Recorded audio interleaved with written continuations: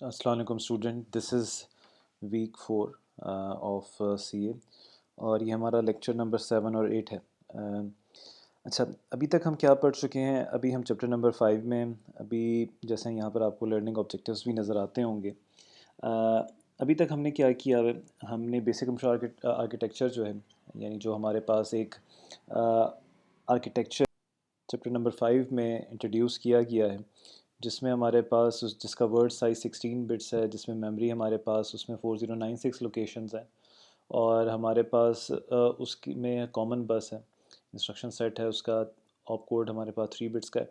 तो हमने अभी तक थोड़ा बहुत आर्किटेक्चर के बारे में, बेसिक कंप्यूटर ऑर्गेनाइजेशन है which is one of the very simplest एक ऑर्गेनाइजेशन है, एक आर्किटेक्चर है। और जैसे मैंने आपको क्लास में भी बताया था, लास्ट लेक्चर में भी बताया था कि it is not some sort of commercialised या प्रोडक्ट लेवल का एक ऑर्गेनाइजेशन है। ये इस बुक का है। इसको बहुत सिंपल बनाया गया है ताकि समझने में स्टूडेंट्स के लिए आसानी हो। तो हम उसी कॉन्सेप्ट की कंटिन्यूएशन हम करेंगे आज हम उसकी बहुत सारी चीज़ों को हम देखेंगे जैसे यहाँ पर हम सबसे पहले देखेंगे कि बेसिक कंप्यूटर आर्किटेक्चर में इंस्ट्रक्शन का क्या मतलब है, इंस्ट्रक्शन साइकिल क्या होती है, टाइमिंग क्या होती है और हमारे पास मुख्तलिफ टाइप्स ऑफ इंस्ट्रक्शंस होती क्या हैं। ठीक है, तो हम लेक्चर को स्टार्ट करते हैं। अ, अच्छा, आपको याद होगा जो हमारा लास्ट लेक्चर था उसमें हमने इंस्ट्रक्शन के बारे में इंट्रोडक्शन दिया था, एक बेसिक डेफिनेशन देखी थी। इंस्ट्रक्शन बेसिकली होती क्या है? इंस्ट्रक्शन में मैंने आपसे कहा था कि हमारे पास दो चीज़ों का होना लाजमी है। एक आपके पास ऑप कोड होता है जिसे आप ऑपरेशन कोड कहते हैं और एक आपके पास ऑपरेंड या ऑपरेंड की इंफॉर्मेशन होती है। ऑप कोड क्या होता है? ऑपरेशन होता है और ऑपरेंड जिस पे ऑपरेशन परफॉर्म किया जाता है उसे हम ऑपरेंड कहते हैं। हमारे जो बेसिक कंप्यूटर आर्किटेक्चर है इसमें हमारे पास तीन टाइप्स की इंस्ट्रक्शंस हैं और ये तीनों की तीनों इंस्ट्रक्शन जो हैं 16 बिट्स की हैं, क्योंकि हमारा जो बेसिक कंप्यूटर ऑर्गेनाइजेशन है या आर्किटेक्चर है उसका जो वर्ड साइज़ है वो 16 बिट्स है। और आपने जब हमने लास्ट लेक्चर में देखा था मेमोरी आर्किटेक्चर को 8080 इसके बेसिक कंप्यूटर ऑर्गेनाइजेशन के, तो उसमें हमारे पास जो एक लोकेशन थी यानी जो हमारा वर्ड साइज़ था वो 16 बिट का था, यानी हमारे मेमोरी में भी जो साइज़ है वो 16 बिट का है। फिर हमने रजिस्टर्स को भी देखा था कि हमारे पास जो आई आर रजिस्टर है उसका साइज़ भी 16 बिट है, क्योंकि ये इनमें से कोई भी इंस्ट्रक्शन जो होगी वो कहाँ पर जाके लोड होगी, वो आईआर में लोड होगी ताकि उस पर उसको एग्जीक्यूट किया जाए। अच्छा, अब ये हमारे आपके सामने हमारे पास तीन टाइप्स की इंस्ट्रक्शन है। एक को हम कहते हैं मेमोरी रेफरेंस, दूसरा है रजिस्टर रेफरेंस और तीसरा है इनपुट आउटपुट इंस्ट्रक्शन। ये कैटेगराइजेशन इनकी किस तरह की गई है ये ज़रा मैं आपको थोड़ा एक्सप्लेन करता हूँ। अच्छा, इनकी कैटेगराइजेशन की गई है on the basis of operand. अगर मेरे पास जो ऑपरेंट है वो मेरे पास मेमोरी में पड़ा हुआ है, यानी मेरी जो मेमोरी है जहाँ पर मेरे पास तमाम वेरिएबल डिक्लेयर हुए हुए मेरा वहाँ पर कोड भी पड़ा हुआ है, अगर मैंने ऑपरेंट वहाँ से फेच करके लाना है तो ऐसी इंस्ट्रक्शन को मैं क्या कहूँगा? मैं ऐसी इंस्ट्रक्शन को कहूँगा मेमोरी रेफरेंस, यानी हम मेमोरी को रेफ़र कर रहे हैं to fetch the operand.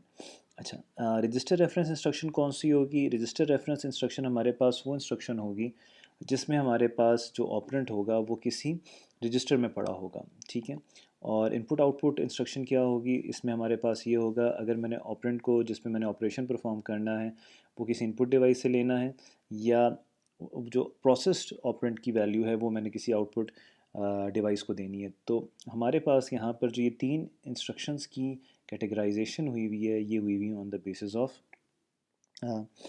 Basis of operand location कि ऑपरेंट कहाँ पर पड़ा हुआ है।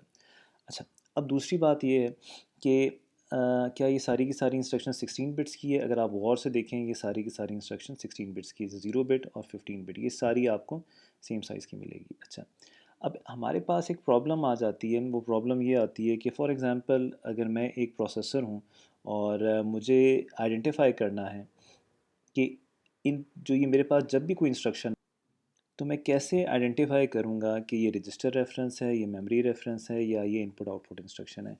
क्योंकि आपको जैसे हमारी लास्ट लेक्चर्स में डिस्कशन हुई थी कि हमारा जो सीपीयू होता है वो तो नॉन इंटेलिजेंट है, उसके लिए कोई स्पेसिफिक कोड होने चाहिए, on the basis of that code वो आइडेंटिफाई करें कि ये कौन सी टाइप ऑफ इंस्ट्रक्शन है। तो यहाँ पर हमने क्या किया हुआ है, हमने कुछ स्पेसिफिक कोड्स डिफ़ाइन किए हुए हैं जिसकी बेसिस पर हम ये आइडेंटिफाई कर सकते हैं कि हमारे पास जब ये इंस्ट्रक्शन जाएगी प्रोसेसर के पास तो वो कैसे आइडेंटिफाई करेगा ये कौन सी इंस्ट्रक्शन है।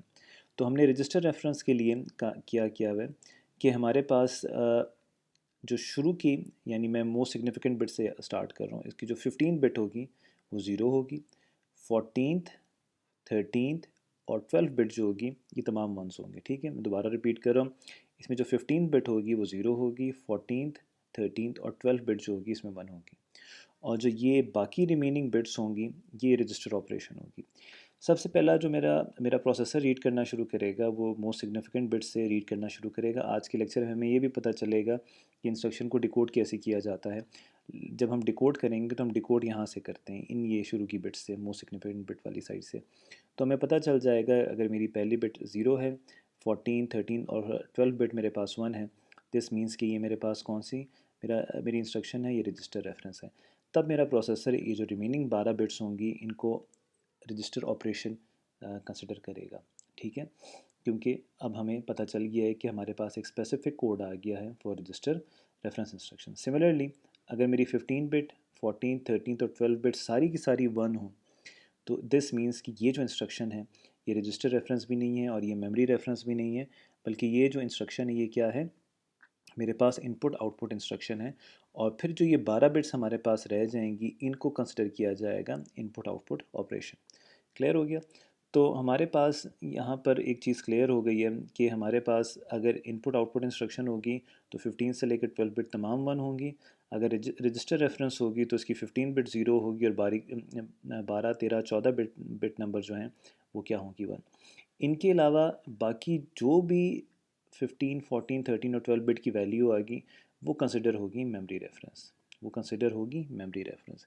यहाँ पर आपकी आसानी के लिए यहाँ पर चीज़ों को आसान किया हुआ है। अगर ऑपकोड ट्रिपल वन हो और आई बिट यानी 15 बिट वो ज़ीरो है तो रजिस्टर रेफरेंस है। अगर ऑपकोड ट्रिपल वन हो और आई बिट वन है तो वो क्या होगा, हमारे पास इनपुट आउटपुट होगी। अच्छा, मेमोरी रेफरेंस इंस्ट्रक्शन वैसे ही है जैसे हमने लास्ट लेक्चर में देखी थी। इसमें जो 14 13 और 12 बिट है वो ऑपकोड कंसिडर की जाएगी और 15 बिट जो होगी वो कंसिडर की जाएगी एड्रेसिंग मोड, डायरेक्ट या इनडायरेक्ट।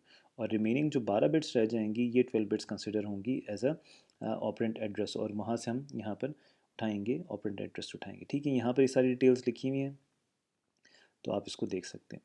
अच्छा, यहाँ पर हमारे पास ये एक टेबल गिवन है। ये जो एक टेबल है ये आपको एक समरी दे रहा है कि हमारी बेसिक कंप्यूटर ऑर्गेनाइजेशन में हमारे पास कितनी टाइप्स ऑफ इंस्ट्रक्शंस हैं। ठीक है, तो यहाँ पर इनकी जो कैटेगराइजेशन हुई हुई है वो तीन तरीके से हुई हुई है। पहली जो आपको यहाँ से पहले मैं कॉलम वाइज देख लूँ, सिंबल हैं, ये आपको बता रहे हैं कि हमारे पास इंस्ट्रक्शंस के सिंबल्स क्या हैं। फिर उनके हेक्सा कोड्स हैं, क्योंकि ये हेक्सा कोड एक्चुअली तमाम हमारी जो इंस्ट्रक्शंस होती हैं जब वो प्रोसेसर के पास जाती है होती तो बाइनरी में, लेकिन हम हेक्सा को इसलिए प्रेफर करते हैं कि हमारा साइज़ लिखने में कम पड़े। So instead of writing binary numbers हम यहाँ पर हेक्सा लिख देते हैं ताकि हमारा काम आसान हो जाए। तो ये हमारे पास जो सेकंड कॉलम है ये हमें बता रहा है कि हमारे पास स्पेसिफिक इंस्ट्रक्शन के हेक्सा कोड्स क्या होंगे। और फिर हमारे पास जो थर्ड हमारे पास कॉलम है वो हमारे पास क्या है, डिस्क्रिप्शन का कॉलम है। ठीक हो गया। हम सेकंड कॉलम पे दोबारा आते हैं। सेकंड कॉलम फिर फर्दर दो कॉलम्स है, इसमें i is equal to zero है और i is equal to one है। इसको हम ज़रा बाद में देखेंगे। ठीक है, अब ज़रा हम देख लें हमारे पास यहाँ पर रोज़ जो हैं तीन बेसिक रोज़ हैं। जो हमारी पहली रो है वो हमारे पास हमें बता रही है ये क्या है, मेमोरी रेफरेंस है। हमारे पास जो क्या है सेकंड रो है वो आपको ये बता रही है कि ये रजिस्टर रेफरेंस है। और आपके पास जो है थर्ड रो वो आपको ये बता रही है ये क्या है, हमारे पास इनपुट आउटपुट इंस्ट्रक्शन है। ठीक है, इस टेबल को हम अपनी क्लिप नंबर 2 में बेहतर तौर पे डिस्कस करेंगे। फिर हम, क्योंकि एक लेंथी टॉपिक होगा तो हम उसे कंटिन्यू कर लेंगे। तो स्टूडेंट यहाँ पर हमारे पास वीक 4 का क्लिप नंबर 1 जो है यहाँ पर हमारे एंड होता है। Thank you.